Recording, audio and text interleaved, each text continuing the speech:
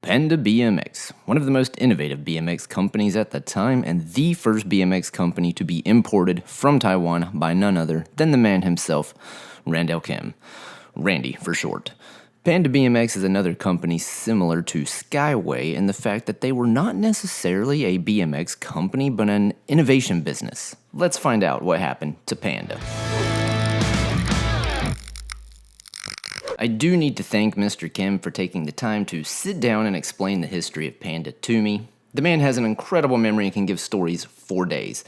But Panda was a hard company to research. The history on the interwebs is not really cohesive, not complete, and a lot of it contradicts itself. So if I was going to do a video on Panda, I needed somebody that was there at the time.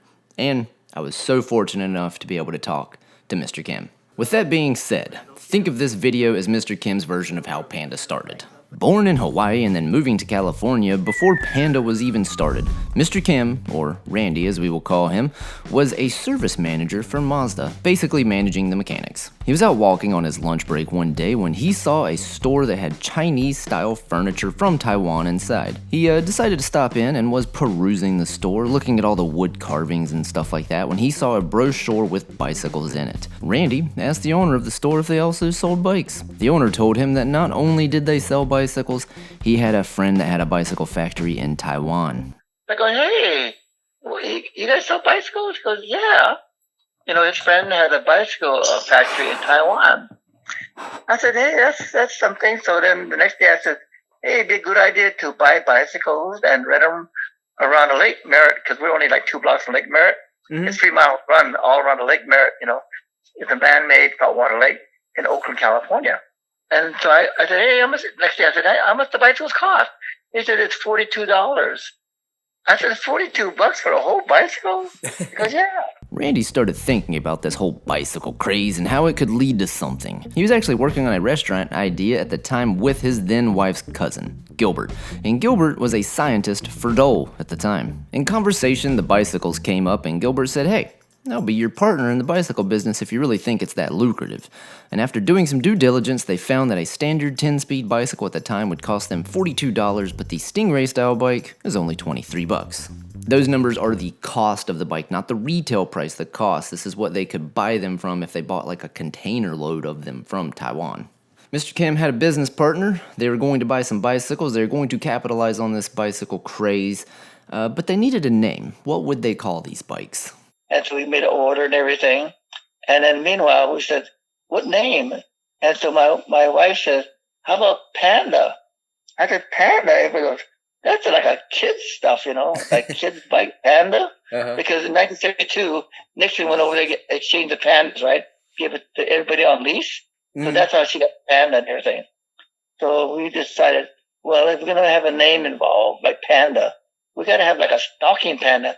And actually, panda bears are kind of mean. We came out with my classmates did a designer, you know, for brochures and stuff like that. So we designed a bear that was kind of like stalking. Have you seen the logo of Panda? Yeah, I have. Okay, the bear looks like it's stalking. It's not like a cute bear, and it's not mean and ferocious, you see.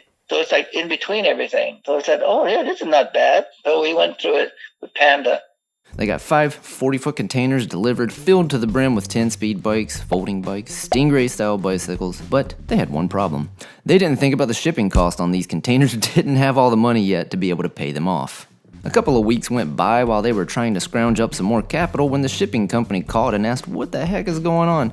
Most people want their containers right away so they can sell the product, but your containers are just sitting here. Randy explained the situation and the shipping company actually gave him a single container filled with bikes to sell off so he could pay for the rest of them, and that's exactly what they did. I know I have said this many times before, but the 10-speed bike boom that came prior to the BMX bike boom in the US was insane. That's how crazy it was at the time. Was you would order literal containers, have them shipped to the back of your bicycle shop. They would sell out within the weekend. And I'm sure the shipping company knew that at the time and was like, dude, if you need the capital to be able to pay us, we are not in the bike business. Here, have one of these, sell them, give us the rest of the money. I don't think that would happen in today's day and age, but it is interesting nonetheless.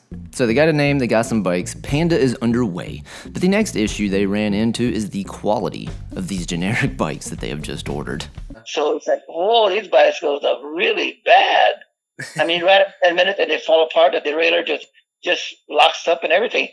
That's how bad it was. The tape will come off, So they got a bunch of junk bikes. Yeah, it happens. They had to do some finagling to get rid of that first batch of bikes. Like, since Randy was involved with dealerships, Panda actually sold a bunch of these bikes to dealerships who would do promotions like, hey, come test drive a car and get a free bike. And that's kind of how they got rid of their first batch of bicycles. So the bikes were junk. Randy knew this, but there was something to pursue with this new bike business. He just really needed to design something that was quality and worth selling. I said, you know what, I got to study bicycles. So I studied bicycles and everything, the books and everything. I flew to Taiwan, and we didn't go to the same company because they knew it was like, junk stuff. So we went to this Taiming industry. They have the flour mill. They make flour for the whole country. Big company. But they have a big old machine shop, painting booths and everything, because they got to service all these machines and stuff, So they got a big, big factory that restores the machines and paint and all that stuff. So they said they make bicycles too. So I sat down with them and we designed a bicycle. A flour mill of all places, made the first quality batch of Panda bicycles. That's pretty crazy to me. Mr. Kim said they designed the bikes after Nishikis of the time because that was high-quality bicycles. It was a nice lugged frame with pinstripes on the lugs, serrated rims to help with the braking, all Shimano parts, and this was, in my opinion, the first true good Panda bicycle. This was kind of the start. Needless to say, that next batch of Panda bikes sold like hotcakes, and one thing that Panda and Mr. Kim I see doing a lot of is figuring out holes in the market and filling those holes. Like, for instance, back whenever Panda was importing these bicycles, if you wanted like a 25-inch bike for somebody that's over 6 foot tall, they were hard to find. You could find them, but you basically would go to your local bike shop and order one, and it would get here, whenever it arrived. Well, Panda was one of the few companies that kept like extra large frames and complete bikes in stock. So if somebody wanted one right away, like a lot of people are accustomed to, they want it right away, Panda was the one to get. Panda is now well on its way, but they aren't quite the BMX Panda that we now know. That would all change once Panda had their first factory riders. Now, think about this. This is still the early 70s, and Panda put together a BMX team long before the heavy hitters we have all grown to know and respect were even thought of. The team consisted of Dave Busby, Alan Scott, and Dave Scott. They would take the new redesigned Panda Stingray bikes and race them all over California. And they would win. The team riders, though, wanted a new bike. They wanted something specifically designed for this new sport of BMX because, at the time, in the early 70s, BMX was brand spanking new. Most of the people racing BMX at that time were still just modifying Stingrays, and the Stingray is not really a BMX bike.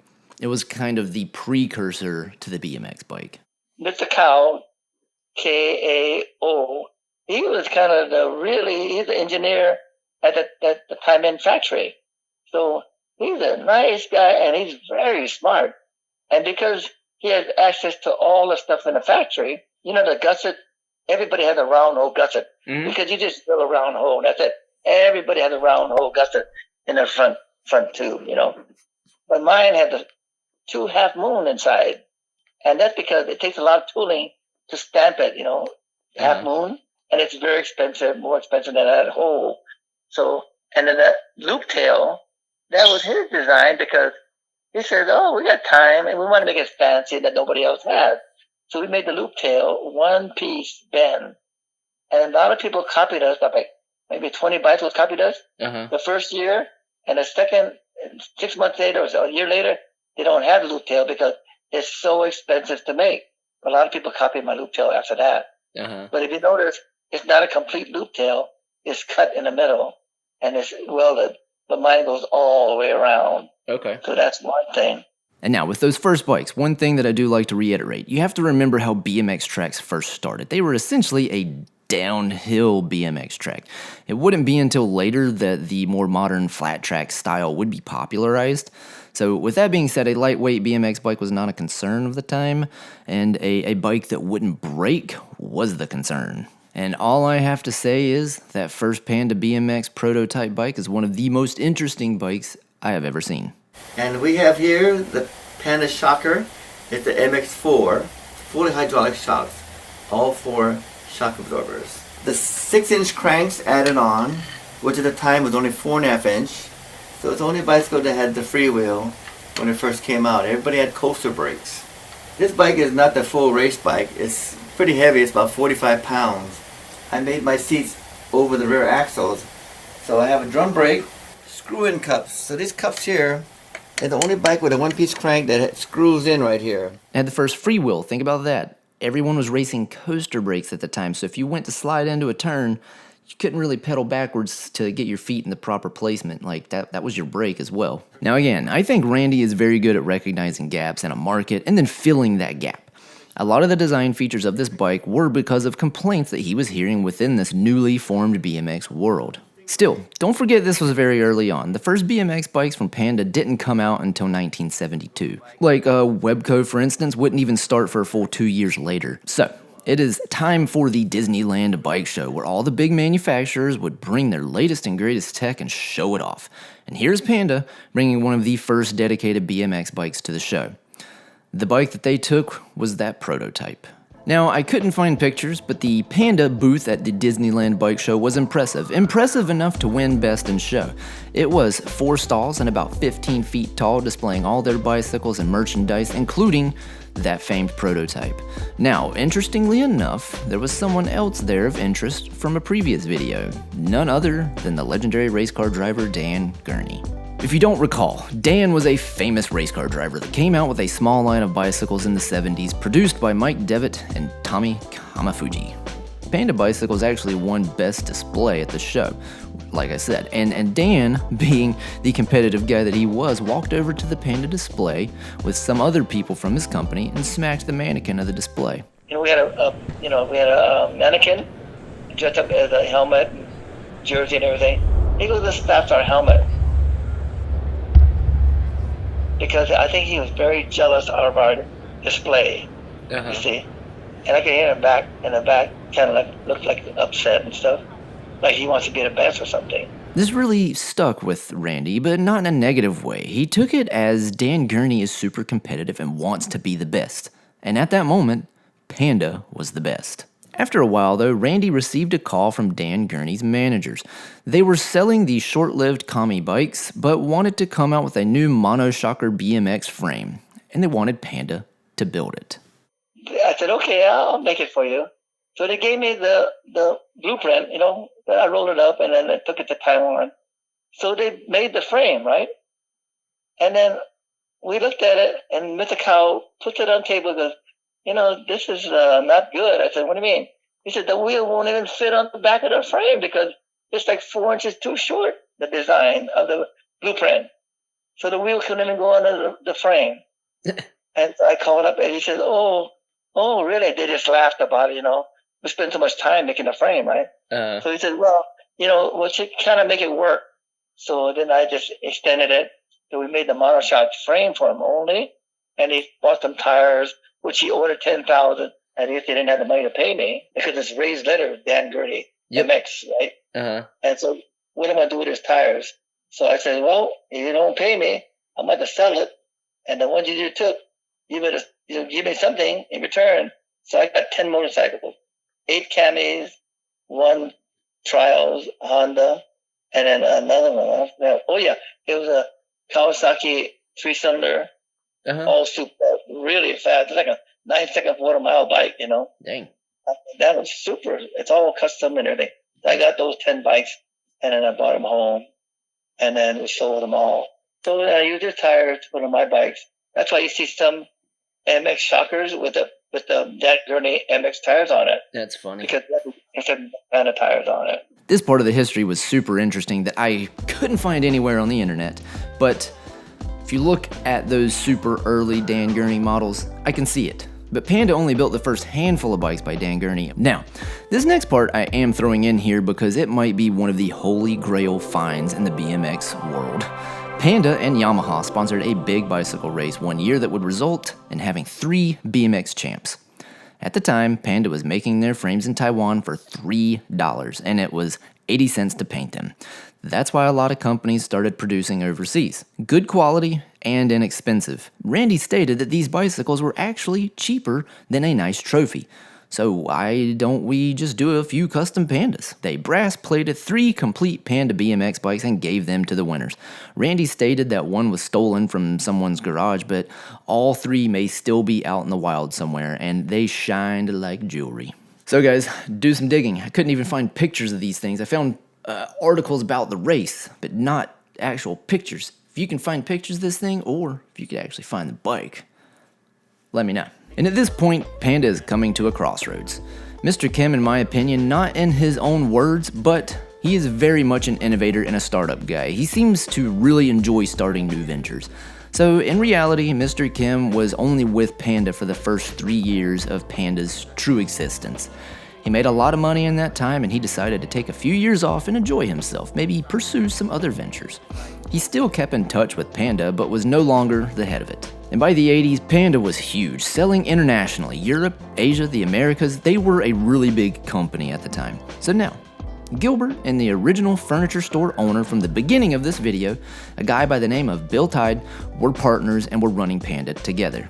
Bill, who had a lot of connections in Taiwan, went back overseas, took a lot of that money and started a new company, who I think might be called Golden State Instruments. And they ended up doing injection molding for big companies like Honeywell. And Panda just sort of faded out of the limelight.